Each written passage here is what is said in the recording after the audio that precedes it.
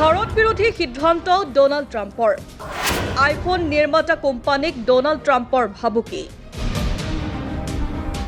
Apple কোম্পানীয়ে ভাৰতত নিৰ্মাণ কৰিব বিচাৰিছে আইফোন যাৰ বাবে বিনিয়োগ কৰিছে 12,800 কোটি টকা কিন্তু এই সিদ্ধান্তক লৈ ৰুষ্ট ডোনাল্ড ট্ৰাম্প আমেৰিকাৰ ৰাষ্ট্ৰপতি ডোনাল্ড ট্ৰাম্পে এপল কোম্পানীক দিলে মুকলি সতৰ্কবাণী ট্ৰাম্পে স্পষ্টকৈ কৈছে যে আমেৰিকাত বিক্ৰী হোৱা আইফোনসমূহ ভাৰত বা আন কোনো দেশত নহয় কেৱল আমেৰিকাতহে নিৰ্মাণ হ'ব লাগিব আৰু এনে নহ'লে এপলৰ ওপৰত ন্যূনতম 25% শুল্ক আৰোপ কৰা হ'ব ট্ৰাম্পে ট্ৰুথ ছ'চিয়েলত লিখিছে যে তেওঁ আশা কৰিছে যে আমেৰিকাত বিক্ৰী হোৱা আইফোনসমূহ কেৱল আমেৰিকাতহে নিৰ্মাণ হ'ব লাগিব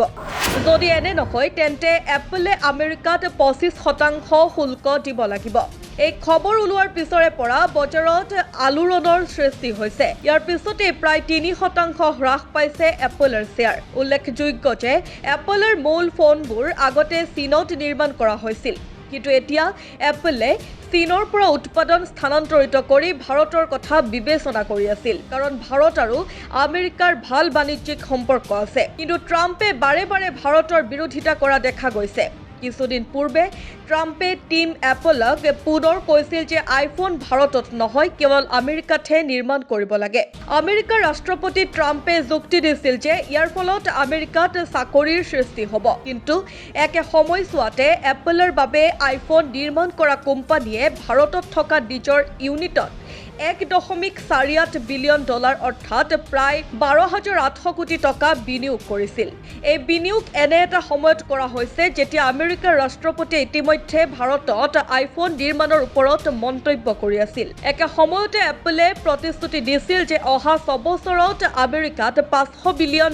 ব্যয় কৰি অধিক আমেৰিকানক নিয়োগ কৰিব কিন্তু সত্যটো হ'ল এপলে আমেৰিকাত কেতিয়াও এটাও স্মাৰ্টফোন নিৰ্মাণ কৰা নাই আৰু সম্ভৱতঃ নিবিচাৰে কাৰণ আমেৰিকাত উৎপাদন ব্যয় বেছি উৎপাদন প্ৰক্ৰিয়া লেহেমীয়া আৰু ৰাজনৈতিক পৰিৱেশ অস্থিৰ আনহাতে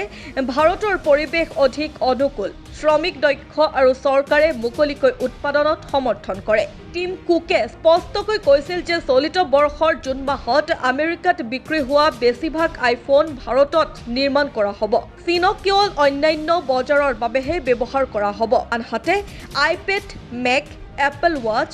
আৰু এয়াৰপড ভিয়েটনামৰ পৰা আহিব এতিয়া এপলৰ লগতে টাটা ইলেক্ট্ৰনিকেও ভাৰতত আইফোন নিৰ্মাণ কৰি আছে আৰু কেৱল এয়াই নহয় যোৱা এবছৰত ভাৰতৰ পৰা $22 বিলিয়ন